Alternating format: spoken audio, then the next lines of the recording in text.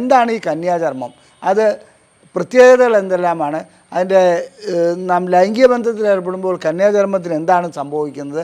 ഇത്തരം കാര്യങ്ങളെക്കുറിച്ച് ഞാൻ ആദ്യം ഒന്ന് വിശദീകരിക്കാം. ഗർഭാവസ്ഥയിൽ പെൺകുട്ടിയാവുമ്പോൾ അവരുടെ 5-ാം മാസത്തിൽ അത് പരിപൂർണമായും അടഞ്ഞാണ് ഇരിക്കുന്നത്. അതിനുശേഷം പ്രസവത്തോടുകൂടി ചെറിയ ദ്വാരത്തോടുകൂടി, അതായത് 1 mm വലിപ്പത്തിലുള്ള ഒരു ദ്വാരത്തോടു കൂടിയാണ് കുട്ടി ജനിക്കുന്നത്. വജൈനസ്മസ്, അതായത് യോനിസങ്കോചം പോലുള്ള അവസ്ഥകൾക്ക് ഒരു പരിഹാര മാർഗമായേക്കാം എന്നുള്ള ധാരണയിൽ ഹൈമനക്ടമി ചെയ്യുന്നതായി കാണാം.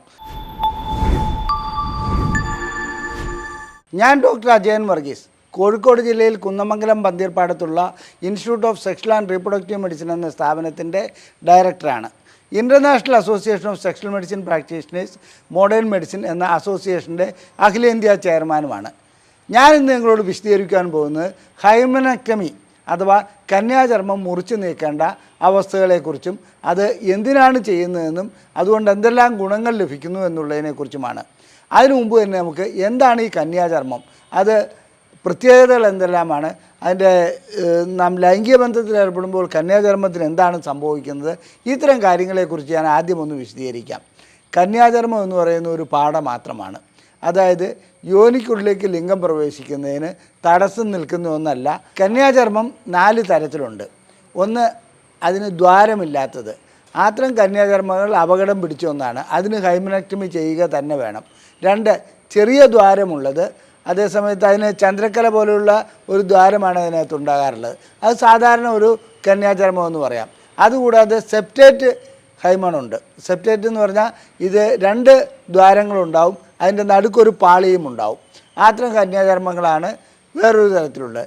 ഇതുകൂടാതെ ഒരൊറ്റ ദ്വാരമല്ല, ഒട്ടനവധി ദ്വാരങ്ങളുള്ള ക്രിബ്രിഫോം ഹൈമൺ എന്ന് പറഞ്ഞ് വേറൊരു തരത്തിലുള്ള ഹൈമണുമുണ്ട്, അതായത് കന്യാചർമ്മമുണ്ട്. ഇതിൽ ഞാൻ ആദ്യം സൂചിപ്പിച്ചു ഇംപെർഫറേറ്റ്, അതായത് ഒരു രീതിയിലും രക്തം പുറത്തേക്ക് വരാൻ പറ്റാത്ത രീതിയിൽ പരിപൂർണമായി അടഞ്ഞിരിക്കുന്ന കന്യാചർമ്മം അപകടം പിടിച്ച ഒന്നാണ്.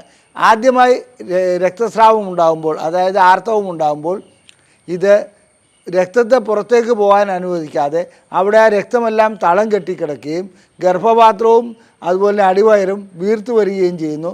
ഇത് വളരെ ഗുരുതരമായ വേദനയിലേക്ക് പോകുന്നു. അതുപോലെ തന്നെ അസ്വസ്ഥത ഉണ്ടാകുന്നു, മലബന്ധം ഉണ്ടാകുന്നു, മൂത്രതടസ്സം ഉണ്ടാകുന്നു. ഇതെല്ലാം ഇത്തരം ഹൈമണിൻ്റെ അവസ്ഥയായി മാറാം. സാധാരണഗതിയിൽ ഇത് മെഡിക്കൽ മാനേജ്മെൻറ്റ് ആശുപത്രിയിൽ എത്തുന്നതോടുകൂടി ഈ വേദനയുമായി എത്തുന്ന രോഗികളെ പരിശോധിക്കുമ്പോൾ അവർക്ക് ആർത്തവത്തിൻ്റെ കാരണമാണോ ഇല്ലെന്നുള്ളത് സ്കാൻ ചെയ്തും മറ്റും നോക്കുമ്പോൾ മനസ്സിലാക്കാൻ കഴിയും. അതിനുശേഷം കന്യാചർമ്മം മുറിച്ചു നീക്കുകയാണെങ്കിൽ, ഹൈമനക്ടമി ചെയ്യുകയാണെങ്കിൽ ഈ പ്രശ്നം പരിഹരിക്കാൻ കഴിയുന്നതാണ്. വളരെയധികം കാലം നീണ്ടുപോവുകയാണെങ്കിൽ, അത് ആ വേദന വെച്ചുകൊണ്ടിരിക്കുകയാണെങ്കിൽ അത് ഗുരുതരാവസ്ഥയിലേക്ക് പോകാറുണ്ട്. മറ്റ് സെപ്റ്റേറ്റ് ഹൈമണും അപകടം പിടിച്ചൊന്നാണ്. അതും സർജറി ചെയ്ത് നീക്കുന്നതാണ് നല്ലത്. വളരെ നേരിയ രീതിയിലുള്ളതാണെങ്കിൽ ലൈംഗിക ബന്ധത്തിലൂടെ അത് പൊട്ടിപ്പോകാറുണ്ട്, ലൈംഗിക ബന്ധം സുഗമമായി നടക്കാറുമുണ്ട്. ഇനി ക്രിബ്രിഫോം ഹൈമൺ ആണെങ്കിലും അതിനകത്ത് പ്രത്യേകിച്ച് പ്രശ്നങ്ങളൊന്നും ഉണ്ടാവില്ല. ലൈംഗിക ബന്ധത്തോടുകൂടി അത് ചിലപ്പോൾ പൊട്ടിപ്പോകാറുണ്ട്. ഇല്ലാത്തതിന് മാത്രമേ സർജറി വേണ്ടി വരാറുള്ളൂ. എന്നാൽ ഹൈമനക്ടമി ചെയ്യുന്നത് ഈ കാര്യങ്ങൾക്കൊന്നുമല്ല. കൂടുതലായിട്ട് വജൈനസ്മസ് പോലുള്ള ചില അവസ്ഥകളിൽ, അതായത് യോനിയിലേക്ക് ലിംഗം പ്രവേശിക്കുന്നതിന് തടസ്സമുണ്ടാകുന്ന ഒരു അസുഖമാണ് യോനി സങ്കോചം അല്ലെങ്കിൽ വജൈനസ്മസ്. അത്തരം അസുഖങ്ങൾക്ക്, അത്തരം അവസ്ഥകൾക്ക് ഹൈമനക്ടമി ചെയ്യുകയാണെങ്കിൽ ഒരു കാര്യം പറയട്ടെ, ഒരു ഗുണവും ലഭിക്കുകയില്ല. ഒരു ചെറിയ രീതിയിലുള്ള ഒരു ആശ്വാസമെന്ന് നമുക്ക് പ്രത്യക്ഷത്തിൽ തോന്നാമെങ്കിൽ കൂടി രോഗിയെ സംബന്ധിച്ചിടത്തോളം ഇത്രയും പണം മുടക്കി ഹൈമനക്ടമി ചെയ്തിട്ടും ലിംഗം യോനിക്കുള്ളിലേക്ക് പ്രവേശിക്കാത്ത അവസ്ഥ വരുന്നു. അങ്ങനെ യോനിക്കുള്ളിലേക്ക് പ്രവേശിക്കാത്ത അവസ്ഥ വരുമ്പോൾ അവർ കുറച്ചുകൂടി നിരാശരാകുകയും ദമ്പതികൾ തമ്മിൽ കലഹത്തിലേക്ക് പോവുകയും ചെയ്യുന്ന ഒരവസ്ഥ കാണാറുണ്ട്. അതുകൊണ്ടാണ് ഞാൻ പറയുന്നത്, ഹൈമനക്ടമി വജൈനസ്മസ് ഉള്ള രോഗികൾക്ക് ചെയ്യുന്നതുകൊണ്ട് എടുത്തു പറയത്തക്ക യാതൊരു ഗുണവും ഉണ്ടാകുകയില്ല. വജൈനസ്മസിന് കൗൺസിലിങ്ങും സൈക്കോതെറാപ്പിയും അതുപോലെ തന്നെ ഡയലേറ്റർ തെറാപ്പിയുമാണ് ആവശ്യം. ആ ഡയലേറ്റർ തെറാപ്പിയോടുകൂടി ഹൈമൺ മിക്കപ്പോഴും പൊട്ടിപ്പോകാറുണ്ട്. ഹൈമനക്ടമി ചെയ്തതിന് തുല്യമായ പ്രതീതി അവിടെ ഉണ്ടാകാറുമുണ്ട്.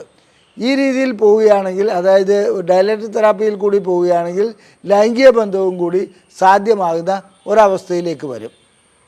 ഇനി ഹൈമൻ സാധാരണ രീതിയിൽ ഒരു പെൺകുട്ടി ഗർഭാവസ്ഥയിൽ പെൺകുട്ടിയാവുമ്പോൾ അവരുടെ 5-ാം മാസത്തിൽ അത് പരിപൂർണമായും അടഞ്ഞാണ് ഇരിക്കുന്നത്. അതിനുശേഷം പ്രസവത്തോടുകൂടി ചെറിയ ദ്വാരത്തോടുകൂടി, അതായത് 1 mm വലിപ്പത്തിലുള്ള ഒരു ദ്വാരത്തോടു കൂടിയാണ് കുട്ടി ജനിക്കുന്നത്. അതിനുശേഷം ഓരോ വർഷം കഴിയും തോറും ഓരോരോ വെച്ച് 1 മില്ലിമീറ്റർ വെച്ച് അത് കൂടി വരുന്നതായി കാണാം. ഇനി പ്രായപൂർത്തിയാവുന്നതോടുകൂടി ഹൈമൺ എന്താണ് സംഭവിക്കുന്നത്, കന്യാചർമ്മത്തിന് എന്താണ് സംഭവിക്കുന്നത്? ഈസ്ട്രജൻ പെൺകുട്ടിയിൽ കൂടുതലായി ഉൽപ്പാദിപ്പിക്കപ്പെടുന്നു. ഈസ്ട്രജൻ്റെ ഉൽപ്പാദനത്തോടുകൂടി ഹൈമണിൻ്റെ കട്ടി കുറയുന്നു, അതുപോലെ തന്നെ ദ്വാരം വളരെ വലുതാകുകയും ചെയ്യുന്നു. ഇത് സ്വാഭാവികമായി നടക്കുന്നതാണ്. ഞാൻ നേരത്തെ സൂചിപ്പിച്ച, അതായത് ഇംപെർഫറേറ്റ്, അതായത് ഒരു ദ്വാരമില്ലാത്ത ഹൈമണൊക്കെ ഉണ്ടാകുന്നത് ചില അസുഖങ്ങളുടെ ഭാഗങ്ങളാകാം, ചില അവസ്ഥകളുടെ ഭാഗങ്ങളാകാം. അത്തരം രോഗാവസ്ഥകൾക്ക് മാത്രമാണ് ശസ്ത്രക്രിയകൾ ചെയ്യേണ്ടതുള്ളത്. ഇനി മറ്റൊരു തെറ്റിദ്ധാരണയെക്കുറിച്ച് കൂടി ഈ അവസരത്തിൽ പറയേണ്ടതുണ്ട്.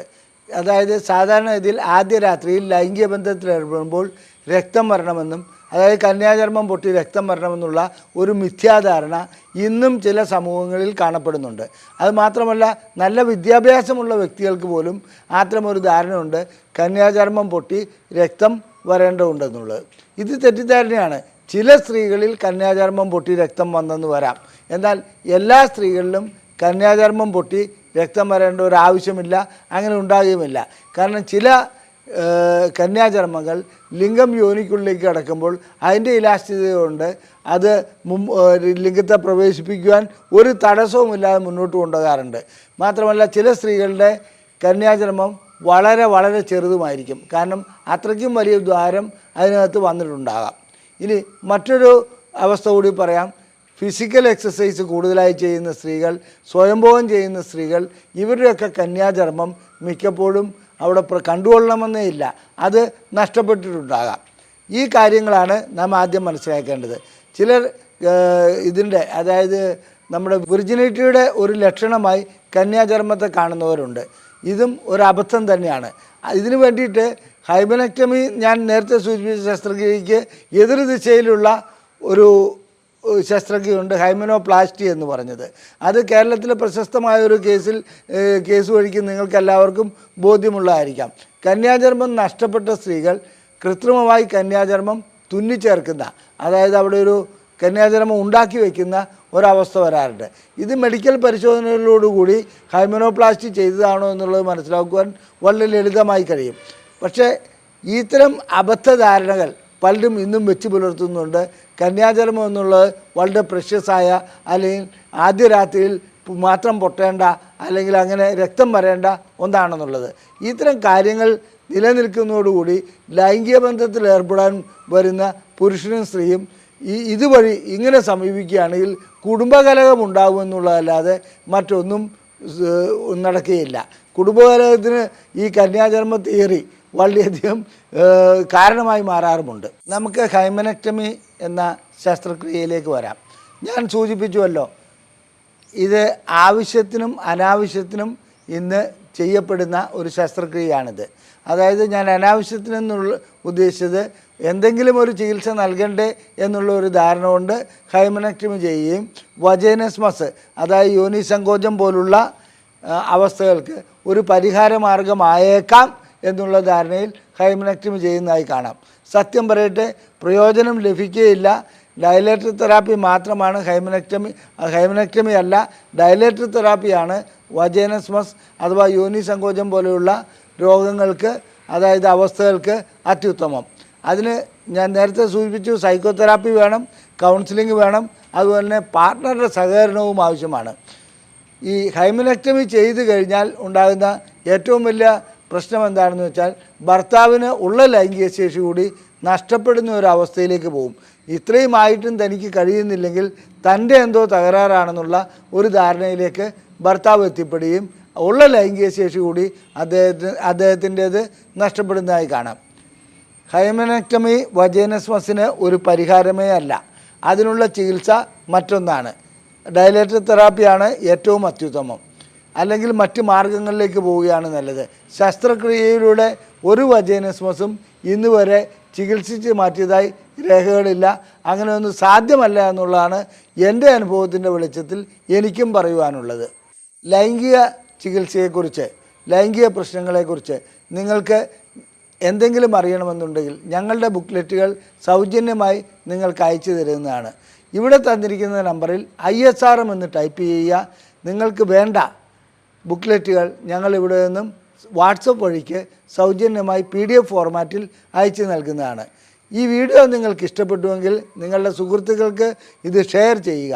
നിങ്ങളുടെ അഭിപ്രായങ്ങൾ കമൻറ്റ് ബോക്സിൽ രേഖപ്പെടുത്തുക. ദയവായി ഈ വീഡിയോ ലൈക്ക് ചെയ്യുക. നിങ്ങൾക്ക് ലൈംഗികമായ പ്രശ്നങ്ങൾക്ക് ചികിത്സയാണ് ആവശ്യമെന്നുണ്ടെങ്കിൽ ഈ നമ്പറിൽ വിളിച്ച് ബുക്ക് ചെയ്യാവുന്നതാണ്. നന്ദി, നമസ്കാരം.